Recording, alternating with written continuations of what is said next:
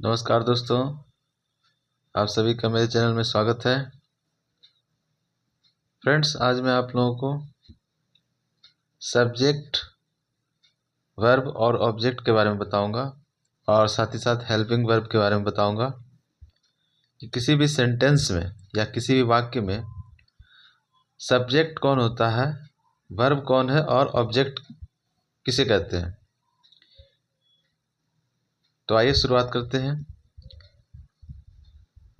देखिए, एक सेंटेंस मैं लिखने जा रहा हूँ। राम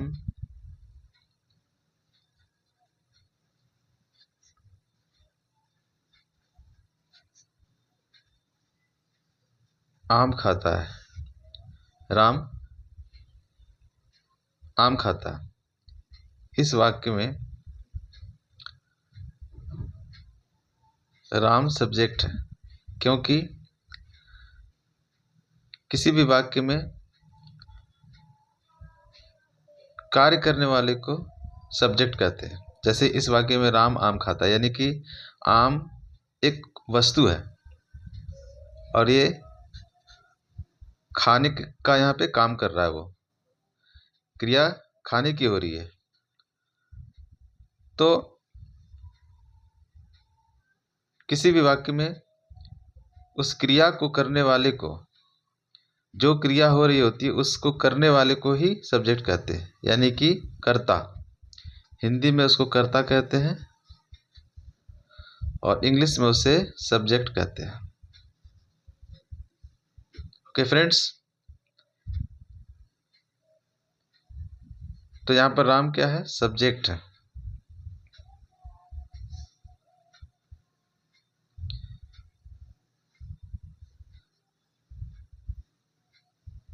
राम, अगर इसका हम इंग्लिश में अनुवाद करें तो बनेगा राम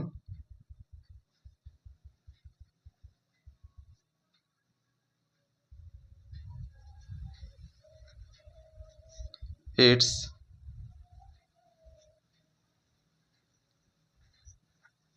मैंगो।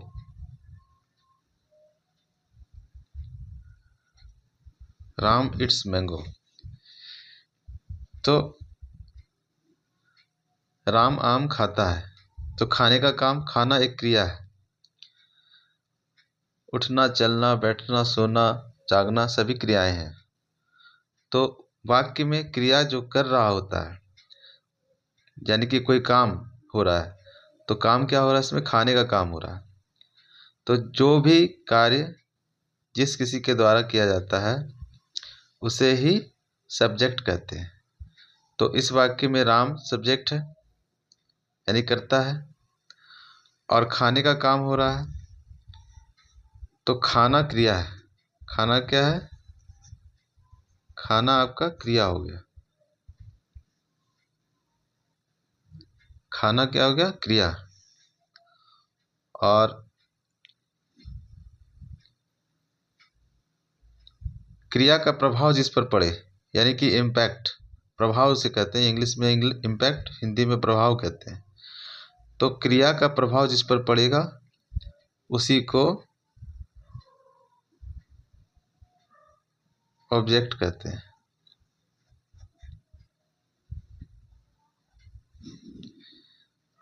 तो यहाँ पर इस वाक्य में राम आम खाता है, इस वाक्य में सब्जेक्ट यानी करता है क्रिया, हिंदी में करता, इंग्लिश में सब्जेक्ट।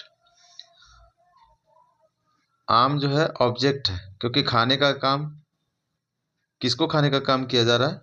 तो आम को खाने का काम किया जाता है। तो ये आम हो गया ऑब्जेक्ट। खाता है, तो खाना एक क्रिया है, तो इसी को हिंदी में क्रिया बोलते हैं और इंग्लिश में वर्ब बोलते हैं।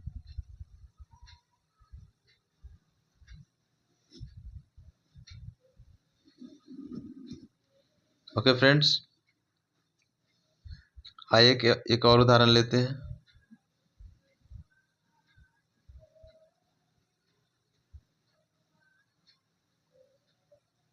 Mohan is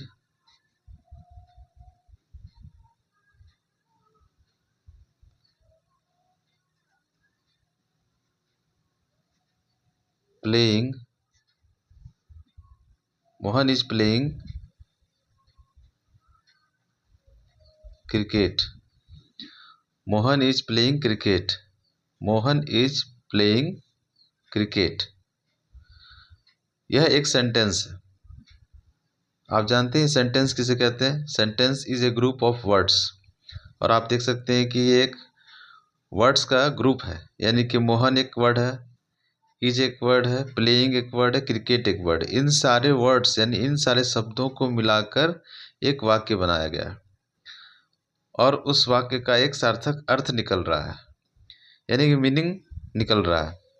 Mohan is playing cricket. अब मोहन किसी लड़के का नाम है, इज हेल्पिंग वर्ब है, प्लेइंग मीन्स खेल रहा है, ये क्रिया है, वर्ब है, और ये क्रिकेट जो खेलने की जो क्रिया और कौन सा खेल वो खेल रहा है, तो क्रिकेट को खेल रहा है। क्रिकेट एक गेम है। तो इस वाक्य में मोहन सब्जेक्ट है, क्योंकि जो खेलने की क्रिया हो रही है उसको करने वाला कौन है? मोहन है। तो मोहन यहाँ पे सब्जेक्ट हो गया। इज ये हेल्पिंग वर्ब है। हेल्पिंग वर्ब क्या करते हैं? हेल्पिंग वर्ब यह आपको जानना बहुत ज़रूरी है कि हेल्पिंग वर्ब का किसी वाक्य में क्या महत्व है। तो हेल्पिंग वर्ब जो है हमें यह बताते हैं कि वह काम जो हो रहा होता है वो उसका समय क्या है, टाइमिंग क्या है। जैसे अगर हम इज लगा दिए तो इससे यह पता चल रहा है कि यह काम, यह जो क्रिया खेलने की क्रिया हो रही है यह प्रेजेंट में हो रही है, और वो भी प्रेजेंट कंटिन्यूअस, यानी कि अभी वर्तमान में यह काम जारी है। इसी तरह से is, was, were, has, have, do, does, had, had been, ये सभी हेल्पिंग वर्ब है। और ये मेन वर्ब है, इसको कहते हैं मेन वर्ब, मुख्य क्रिया। मुख्य क्रिया में आईएनजी लगाया हुआ है। प्ले मीन्स, अब आप देखेंगे तो प्ले मीन्स खेलना होता है, ये हो गया प्ले, और ये यहाँ पे आईएनजी लगाया गया है, तो ये मुख्य क्रिया हो गई। और ये ऑब्जेक्ट हो गया क्रिकेट, यानी कि क्रिया का इफेक्ट, प्रभाव जिस पर पड़ेगा वही उस वाक्य का ऑब्जेक्ट होगा। अब जैसे यहाँ खेलने का काम हो रहा है, किसके द्वारा हो रहा है? मोहन के द्वारा, तो मोहन सब्जेक्ट हो गया। इज हेल्पिंग वर्ब हो गया। इज का मतलब होता है, और प्लेइंग मीन्स हो गया खेल रहा है, यानी कि यह एक खेलने की क्रिया हो रही है, यानी कि कार्य हो रहा है, कोई काम हो रहा है। और कौन सा काम हो रहा है? अगर वो खेल रहा है तो कौन सा गेम खेल रहा है? खेल तो बहुत सारे होते हैं ना, क्रिकेट भी एक खेल है, फुटबॉल भी खेलते हैं, यहाँ पे क्रिकेट दिया हुआ है। तो क्रिकेट क्या है? ये ऑब्जेक्ट है, यानी कि क्रिया का प्रभाव इस पर पड़ रहा है, क्रिकेट पर पड़ रहा है। और एक तरीका आपको ऑब्जेक्ट पता करने के लिए कि आप कैसे पता लगाएंगे कि इस वाक्य में ऑब्जेक्ट है कि नहीं है, अगर है तो कौन है।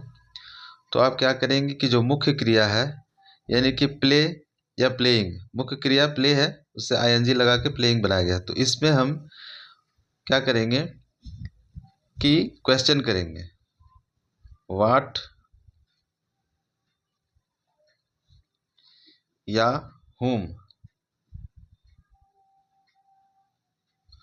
आप तो जानते ही हैं कि व्हाट मीन्स क्या होता है, व्हाट मीन्स क्या, और whom मीन्स किसे। तो हम व्हाट और whom दोनों को लगाकर इसमें प्लेइंग के साथ प्रश्न करेंगे। तो प्लेइंग मतलब होता है, प्ले मतलब खेलना, प्लेइंग मतलब खेल रहा है, ये आईएनजी लगाया हुआ है, यानी कि प्रेजेंट कॉन्टिन्यूअस टेंस का यह वाक्य है। ओके फ्रेंड्स, तो ये वर्ब है, क्रिया है प्लेइंग, खेल रहा है। तो अब हम इसमें whom लगाएंगे। whom का मतलब होता है किसे। तो हम सवाल करेंगे कि किसे खेल रहा है, तो कोई जवाब नहीं मिलेगा, क्योंकि यह प्रश्न गलत है, ऐसा कोई प्रश्न होता नहीं। किसे खेल रहा है।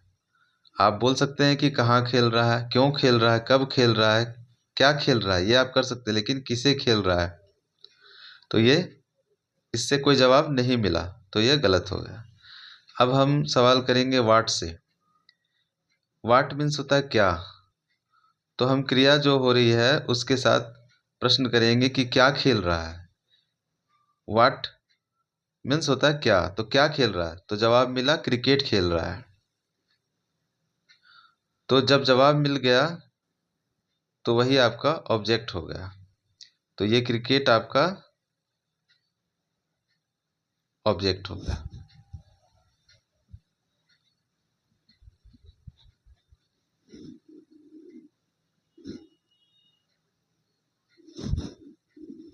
आइए एक और उदाहरण लेते हैं।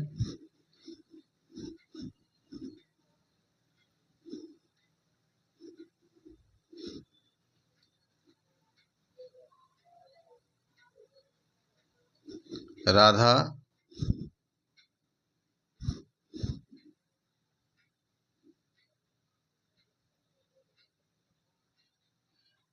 Sings a song. अब राधा क्या है, किसी लड़की का नाम हो सकता है, किसी औरत का नाम हो सकता है। तो राधा किसी लड़की का नाम हो सकता है, किसी महिला का नाम हो सकता है। तो ये तो मैंने आप लोगों को बता दिया कि राधा सिंग्स अ सॉन्ग, यानी कि राधा एक गाना गाती है। तो ये सॉन्ग मीन्स होता है गाना, यानी गीत। राधा एक गीत गाती है।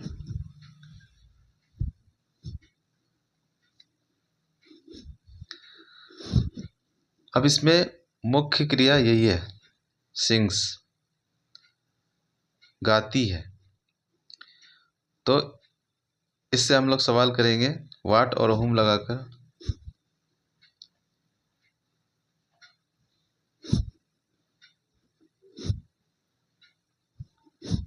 वाट मीन्स क्या, हुम मीन्स किसे। तो हम सवाल करेंगे कि सिंग्स मतलब गाती है, तो हुम हुम मीन्स किसे। तो हम सवाल करेंगे किसे गाती है, तो कोई आंसर नहीं मिला। यह एक अटपटा सा सवाल है, इसीलिए यह सवाल गलत हो गया, कोई जवाब भी नहीं मिला। और अगर हम सवाल करेंगे कि व्हाट सिंग्स यानी क्या गाती है, तो जवाब मिला कि एक गाना गाती है। तो इसका आंसर हमें व्हाट से मिल गया। तो जब हमें आंसर मिल गया तो यही ऑब्जेक्ट हो गया। Okay friends,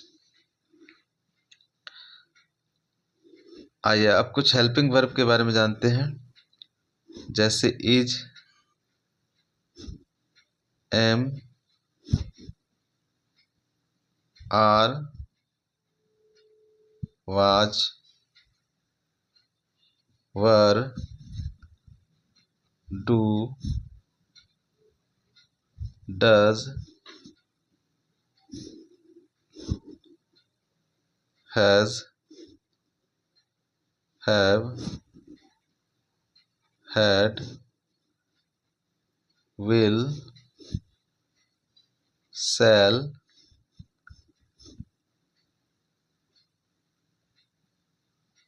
being,